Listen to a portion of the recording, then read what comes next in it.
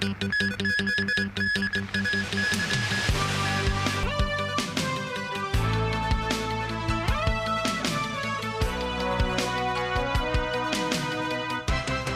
evening and thank you for joining us.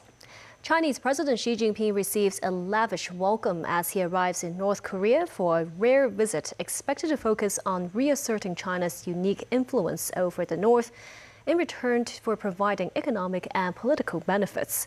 China's foreign ministry says President Xi will discuss the nuclear issue with Kim Jong-un, adding China's position and policy on the Korean Peninsula issue remains consistent and stable. Tracy Furness reports. The airport building shows the national flags of China and the Democratic People's Republic of Korea, or DPRK. President Xi Jinping's plane arriving Monday for a two-day trip, the first visit by China's leader in 7 years. North Korean leader Kim Jong-un and his wife Ri Sol-ju welcomed Xi and his wife Peng Li-yuan upon their arrival at Pyongyang's international airport, and a guard of honor awaits the visiting Chinese leader. Thousands of people, including children carrying balloons, staged a welcome ceremony for Xi at Kim Il-sung Square. In a signed article published prior to his arrival on Monday in Musin Sinmun, the official newspaper of the DPRK, Xi said he looks forward to meeting with Kim to discuss the traditional friendship between the two countries and exchange views on the overall development of bilateral relations. It's a high-stakes visit between the leaders of two countries who used to boast of a relationship in the mid-20th century that was described as closer than lips and teeth. Ties have grown colder over recent decades, and North Korea has turned more to Russia, sending troops and weapons to support the war against Ukraine. From Xi's perspective, this visit is an attempt to increase influence on a country that still gets most of its aid from China. Beijing has long worried that instability in the authoritarian, nuclear-armed North could seriously damage China if it spilled over the border. Kim, meanwhile, is looking to cultivate a bloc of like-minded countries to counter American influence in Asia.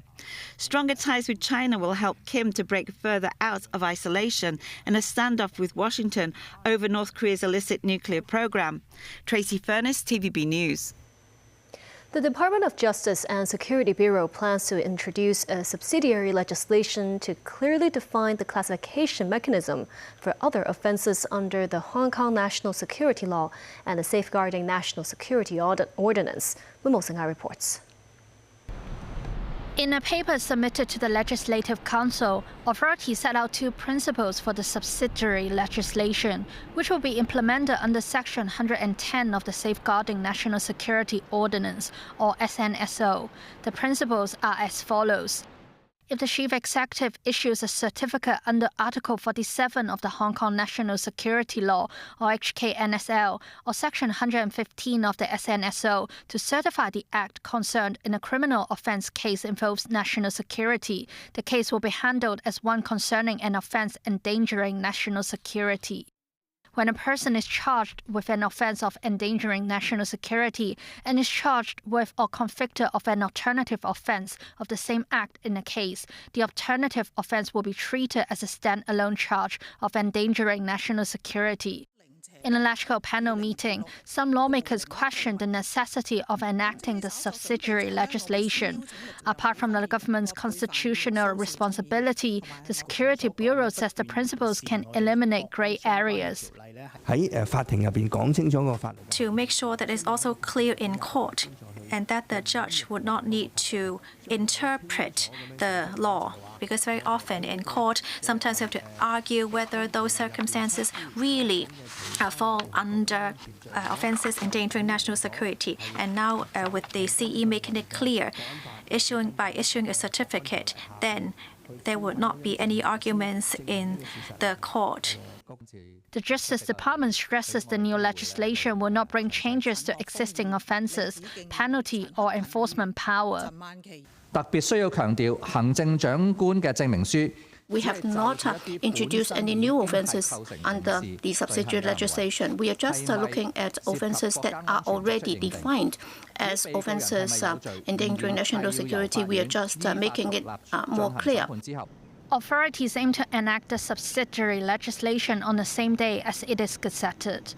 Moment 9, TVB News. The first community living room in the new territories opened in Chunwan, with aims to support families living in subdivided units. Take a look.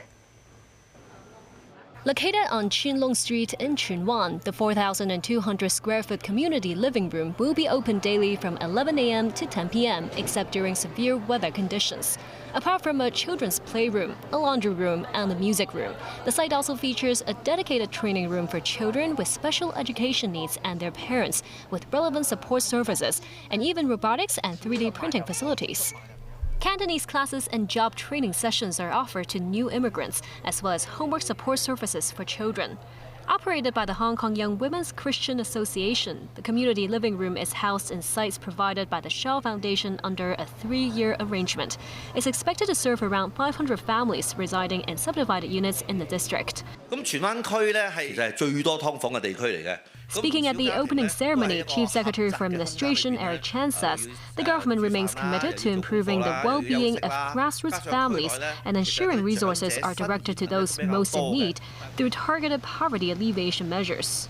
Chan notes Chunwan has one of the highest concentrations of subdivided flats in the new territories. He says 8 community living rooms will have commenced operations within a 12-month period, bringing the total number to 14 within 2.5 years. 4 more facilities are in the pipeline to be rolled out within this year. The government is set to launch its pilot scheme for reservations for tourism hotspots at the Po Pin Chau Trail in Cyclone. Authorities are also considering the introduction of a ballot mechanism and real name reservation requirement to prevent scalping. Timothy Lee tells us more. As one of the city's top landmarks, the High Island Reservoir East Dam attracts scores of tourists every holiday, with many hoping for the opportunity to take some unforgettable photos at the nearby natural spectacle of Po Pin Chau. In recent days, the Agriculture, Fisheries and Conservation Department reviewed data collected during the mainland's Golden Week holidays and found out tourist figures in the natural site during peak hours have surpassed its capacity. With authorities intending to introduce a reservation system for the city's tourism hotspots, some lawmakers questioned how the measure can be enforced. Some people get the ticket first and then sell these tickets at a higher price afterwards. We need to curb the practice of ticket scalping. We need to implement other measures at the same time. For example, we need to use drones to confirm the location of the attendees. Regarding ticket scalping, we have drawn reference from other departments such as LCSD. Balloting is indeed a good idea. We will also consider using the real name registration system. If we implement this system, we hope that we can reduce malpractices. Ecological damage and license operation, oftentimes we see irregularities or non-compliances. So I'd like to know if the administration will identify some venues to better control the routes in these areas. We are also studying the possibility of putting in place special licenses for tour guides. We're working with the Travel Industry Authority, and together with the Tourism Board, we want to organize ecology tours for visitors. This as the government encourages tourists to visit natural landmarks via group tours in hopes of lessening their impact on the ecological environment. Timothy Lee, TVB News.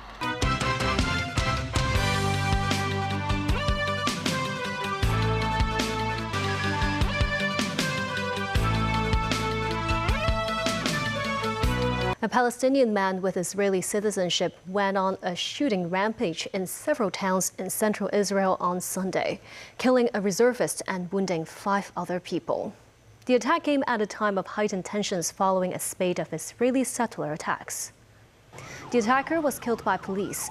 Police identified the attacker as a resident of the Arab town of Taipei in his 20s, but his precise motives weren't immediately known. The attack began with a shooting Sunday morning at a gas station near the town of Kokaf Yair, located on the Israeli side of the boundary with the occupied West Bank. Several other shootings were reported in 2 nearby Israeli towns and close to the Israeli settlement of Saliyat, inside the West Bank. Police initially feared a series of coordinated attacks, but eventually determined a gunman and an accomplice, who may have served as his driver, were involved. The suspected accomplice was arrested. Israel's military said a 55-year-old reservist was killed near Zur-Natan. Ukrainian President Volodymyr Zelenskyy meets in London with UK Prime Minister Keir Starmer, French President Emmanuel Macron, and German Chancellor Friedrich Merz to discuss steps to further support Ukraine in its war with Russia.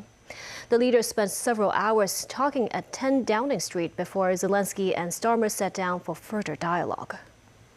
Zelenskyy says Europe must play a key role in any negotiations to end the war with Russia in the wake of a series of attacks on Ukraine. The European leaders back Ukrainian Zelenskyy's call for direct talks with Putin, urging US and EU involvement. The so-called E3 group of European nations have been prominent backers of Ukraine's following Russia's full-scale invasion in February 2022. The UK and France lead the coalition of the Willing Initiative to provide security guarantees for Ukraine as part of a peace process. Following the meeting, a Russian presidential aide tells local news agency TASS that Moscow maintains both open and private channels of communication with Ukraine. Pope Leo XIV meets members of the Spanish artistic, sporting, and civic society in the final public event at the end of his second day of his visit to Spain. Leo addressed an audience of 12,000 people at the Madrid Movistar Arena Stadium, which is a multi-purpose building for sports and musical events. The evening's entertainment featured flamenco dancers, classical guitar, and a moving meditation by Spanish actor Antonio Banderas on art, faith, and beauty. Leo spoke on the need to curb harmful language and images, saying every expression speaks, conveys, can hurt or heal, destroy or open horizons, sow division, or awaken hope. He says technology progress should take into account the elderly, the poor, and those without a voice. Meanwhile, on the streets of Madrid, protesters against clerical sexual abuse complain they have been left in the dark about when a meeting is taking place on the issue and whether they are invited. Police say they will strengthen enforcement actions against illegal gambling during the World Cup period. The 2026 World Cup will kick off in Mexico on Thursday. Speaking to the media, the police say illegal gambling have turned digitalized these days. Individuals can place bets on gambling websites through social media. The force expects illicit gambling activities will rise during the World Cup, but it says enhanced publicity and enforcement work will be carried out over the period. Secretary for Transport and Logistics Mabel Chan says the government could prioritize the permit allocation for some ride-hailing platform drivers.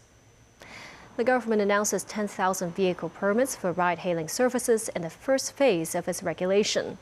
In the Legislative Council panel meeting, a few lawmakers questioned the sufficiency of the existing quota. Chan says authorities may prioritize certain drivers or vehicles when it comes to the allocation of the permits. 9 new names have been unveiled for tropical cyclones this year in the western North Pacific and the South China Sea. The Hong Kong Observatory proposes dim sum as a contender. Other names include Hebi and Tomo, proposed by Japan, which are constellations. Cambodia contributed Koki, which is a local large tree with a hard flesh. South Korea put forward the name Narai, which means wings. The new names will replace old ones of tropical cyclones which caused serious casualties and economic losses. Retired names include Typhoon Tolaji, Super Typhoon Usagi, Typhoon Trami, and Super Typhoon Kongray in late October 2024 caused 159 deaths. Also retiring is Super Typhoon Manyi, a name put forth by Hong Kong which left 14 dead in the Philippines in 2024. Meanwhile, Jebi has been retired because of inappropriate meaning in other languages.